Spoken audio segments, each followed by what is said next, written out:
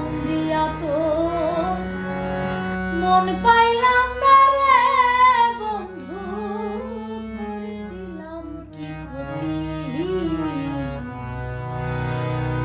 মন দিয়া তো মন পাইলাম